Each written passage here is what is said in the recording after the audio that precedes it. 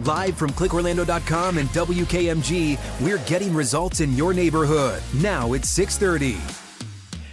This is News 6 at 6:30, getting results. Thank you for joining us here live on News 6 Plus. I'm Ginger Gadsden. Look at this. We were just on TV. Now we're on the internet. It's like magic. I'm Matt Austin. Hey, if you own a home, you know how it can be so annoying to get that property tax bill in the mail? It is. Every year. It's like, I already bought this. Why am I still paying taxes on it? Yeah, just don't open it. That's good advice on the news. Hey, if you don't pay it on time, the county where you live can put a lien on your house. So open it. But legislators discussed a bill that aims to get rid of property taxes. News 6's Laverne McGee points out it sounds like a great idea, but it would not be an easy thing to do. I feel pretty uncomfortable with some of these broad, sweeping statements. Many homeowners like the idea of getting rid of property taxes. Will now come to order. Wednesday, legislators in Tallahassee heard some of the realities of replacing that money. The Finance and Tax Committee staff gave a PowerPoint with a property tax overview. In Florida, property taxes fund schools, infrastructure for roads and parks, and safety net programs like firefighters, police departments, and public hospitals. The revenue is even more critical because we don't pay state income taxes. I spoke with Angel de la Portilla, owner of Central Florida Strategies, a well-known government relations firm. The proposal is to replace property taxes with an increase in sales tax. But the question for the counties and the cities across the state is whether or not the revenue that they're receiving will remain the same.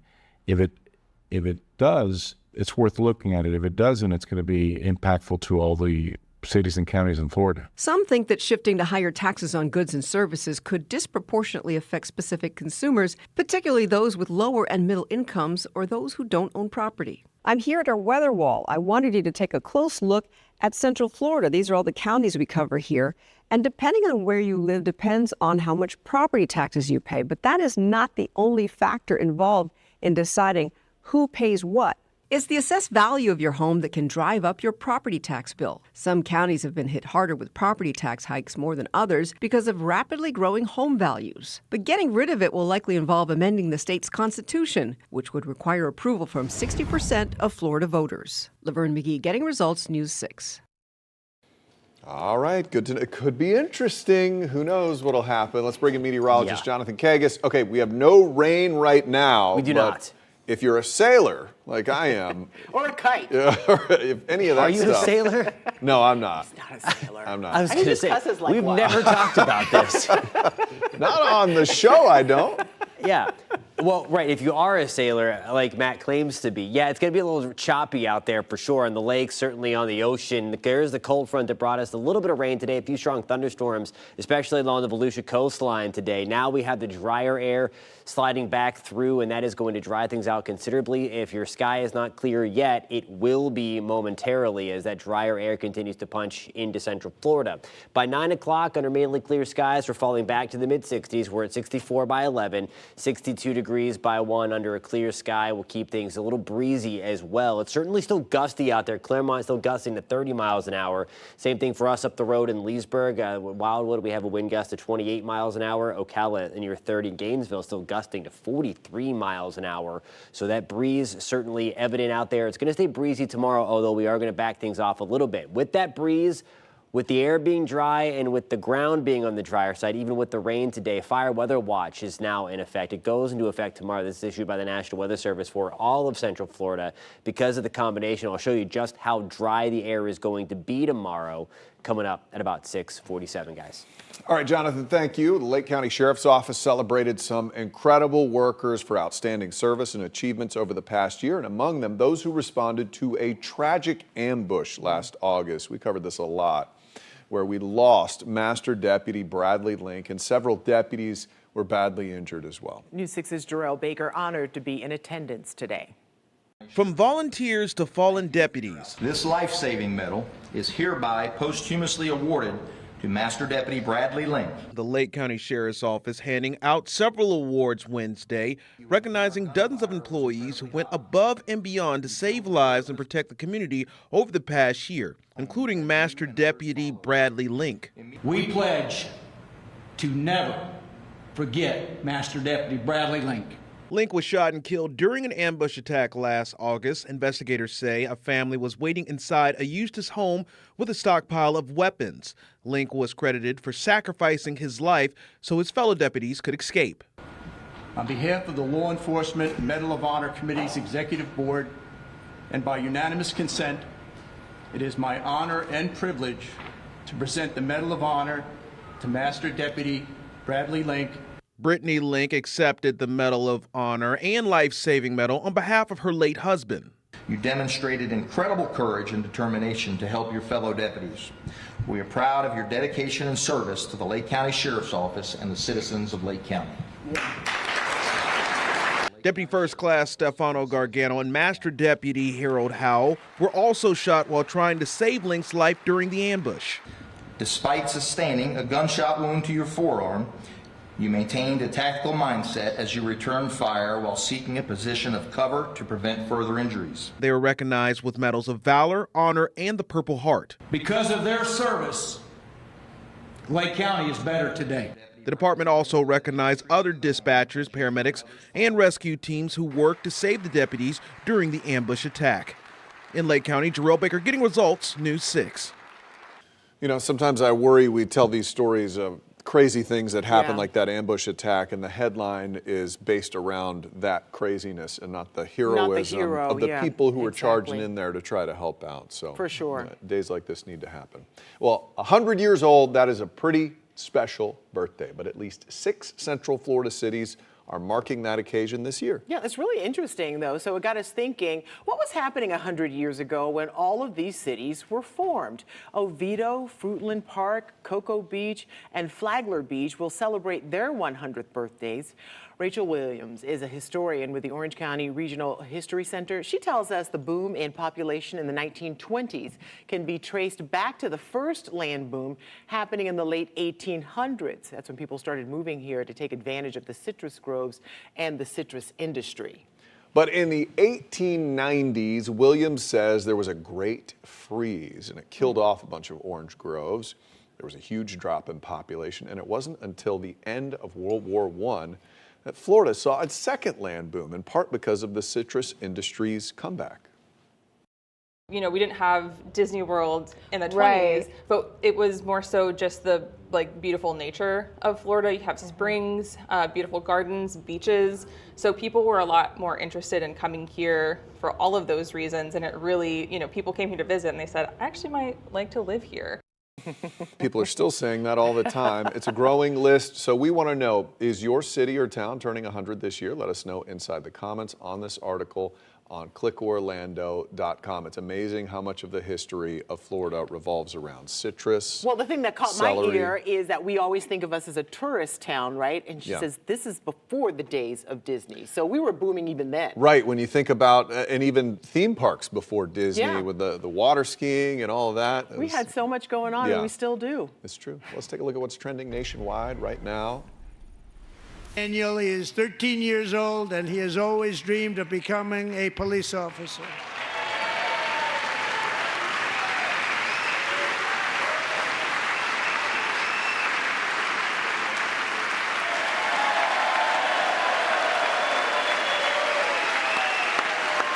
And tonight, DJ, we're going to do you the biggest honor of them all. I am asking our new Secret Service Director, Sean Curran, to officially make you an agent of the United States Secret Service.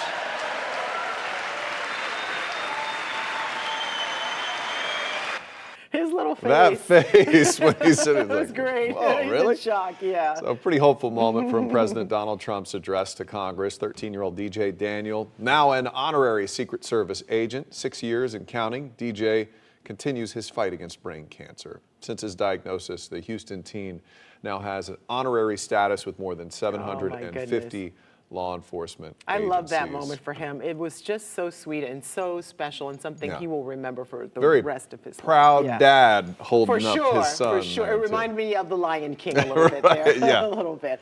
Well, a woolly mammoth. Almost. Scientists have created the woolly mouse. a genetically modified rodent that has several woolly mammoth-like traits developed by a private company out of Dallas. The animal I don't like this. Okay, here it goes. Has curly whiskers, Matt, and wavy light hair that grows 3 times longer than that of an ordinary lab mouse. The hope with this project is to explore ways to bring back animal traits that were lost to extinction. He's adorable. He's got a little afro. Yeah, this is how the gremlins started, Don't right? feed him after midnight, right? And don't get him wet. Oh my gosh. Look, can we stop doing that already?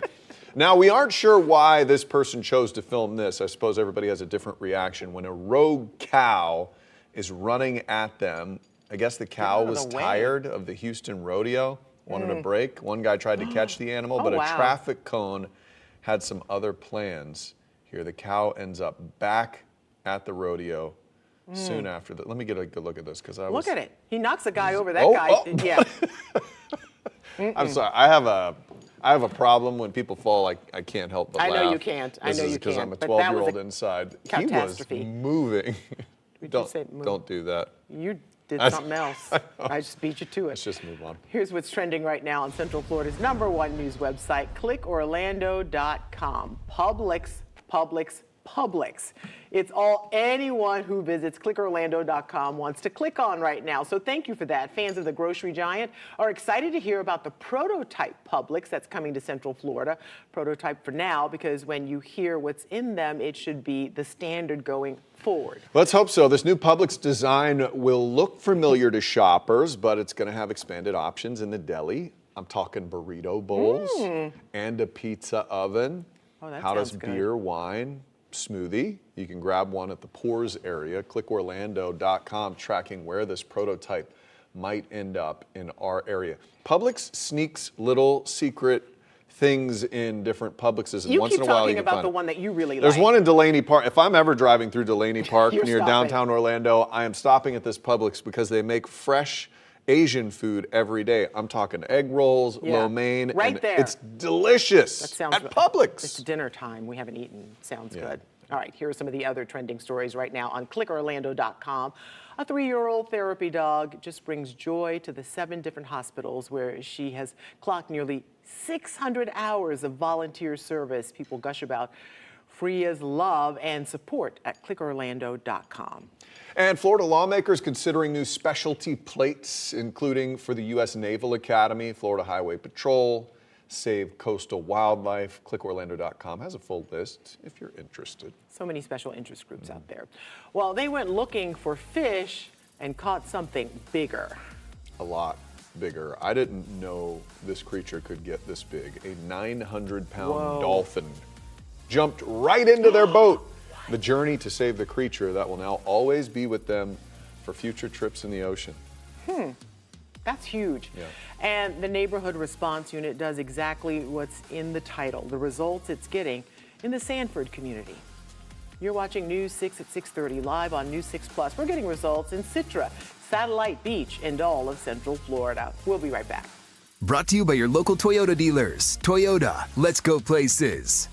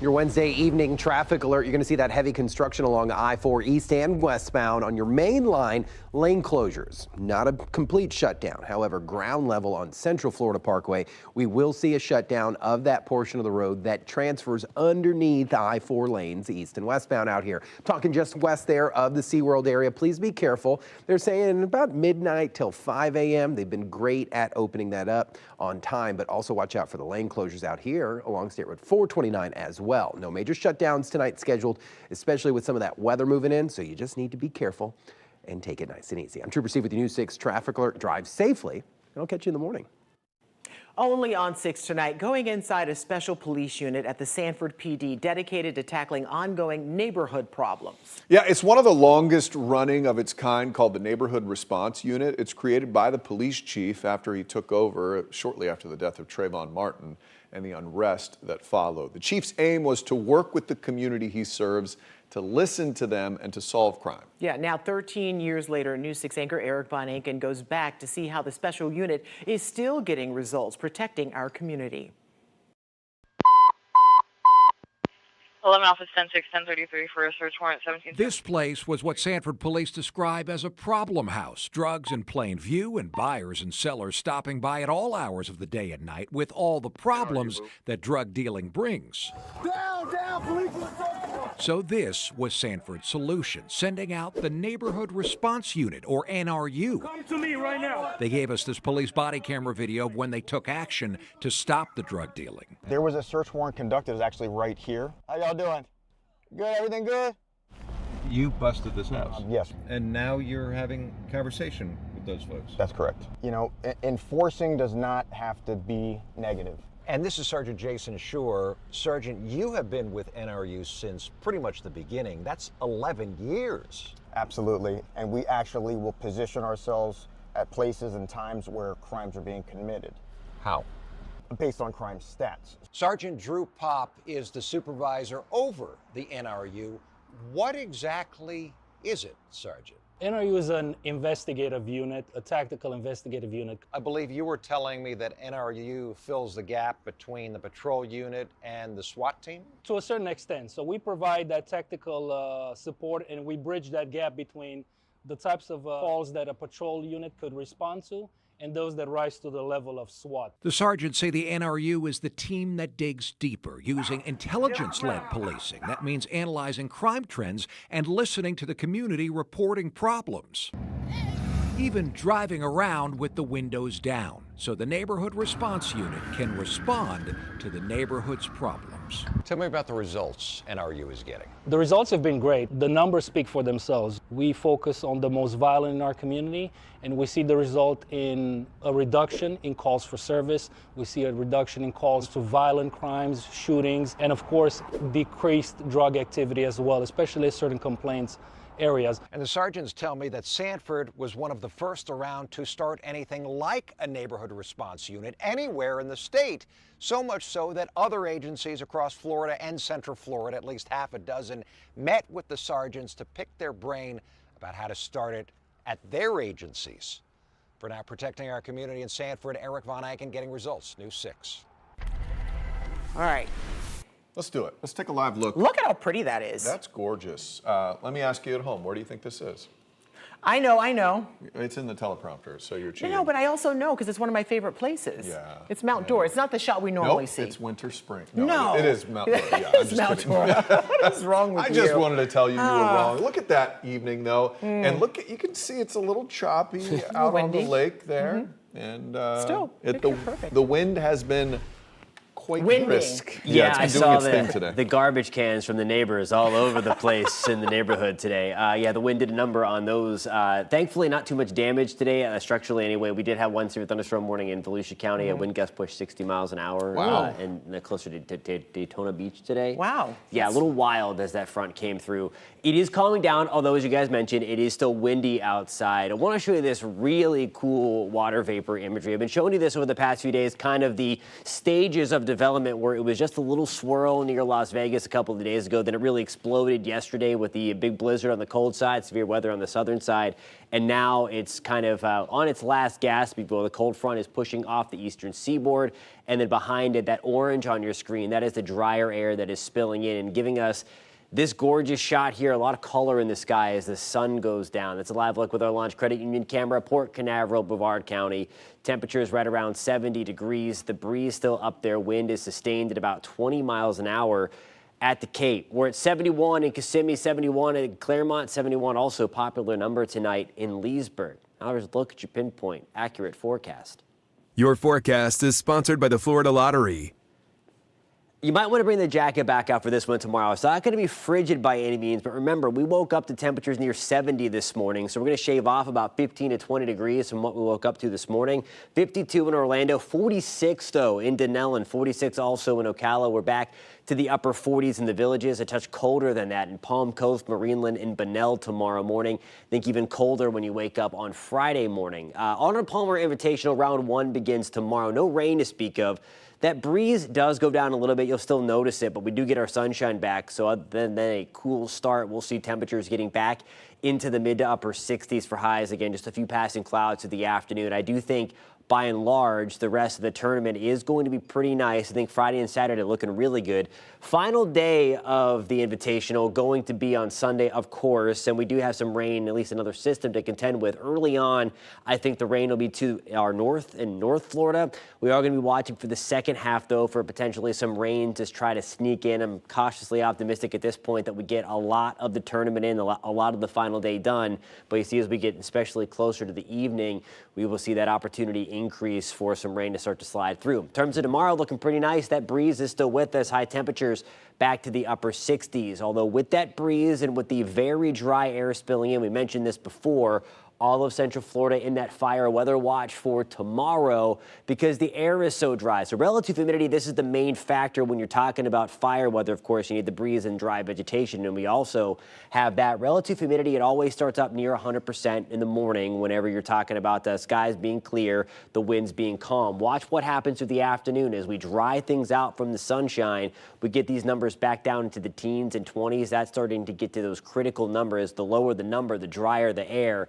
So we're going to have the opportunity anyway for anything to get started tomorrow. It becomes easier for the fires to start and spread when the air is that dry. And of course, the breeze doesn't help. Temperatures tomorrow afternoon back to the 60s. There's Friday morning, guys. Temperatures in the 40s to start. Yeah, was right. Mid 70s on Friday, though, rebounding quickly. We're back to the low to mid 80s for the weekend. And there are those rain chances again for the second half of the Arnold Palmer Invitational on Sunday, guys. All right, we're going to get through it. We got it. Thank you, Jonathan. We are hitting the road to Oviedo. If you live or work in the community, please let us know what makes it so special or have any concerns that you'd like us to look into. Head on over to clickorlando.com/hitstheroad to share your story. Stay with us. We'll be right back. Coming up in the morning, potential history-making day on the moon. We'll have updates on one company's quest to get its lander on the lunar surface after a different company pulled off a similar feat. And your pinpoint weather and traffic every 10 minutes. We'll see you for News 6 Mornings starting at 5.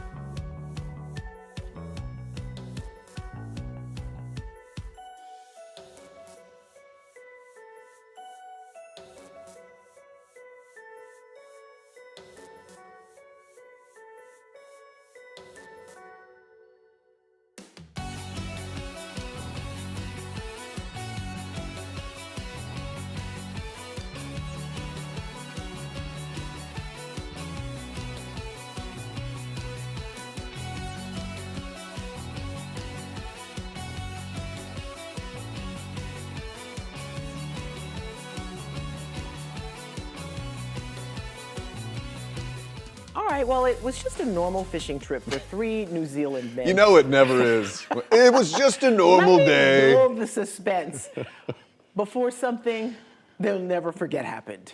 A 900-pound passenger boarded straight from the sky.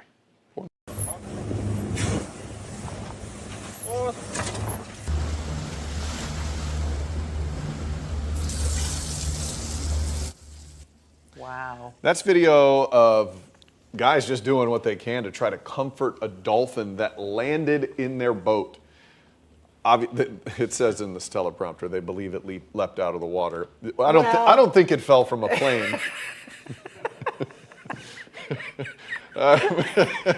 It's 900 pounds. I mean, maybe it leaped from a passing boat. We don't know. We weren't there. Maybe somebody chucked it from a cruise ship. I don't know, but basically it was so heavy they couldn't lift this beautiful animal back into the water. It just wasn't possible. Get that big. Oh, so the fishermen used a hose to keep the dolphin wet, as you see them doing there, before returning to shore.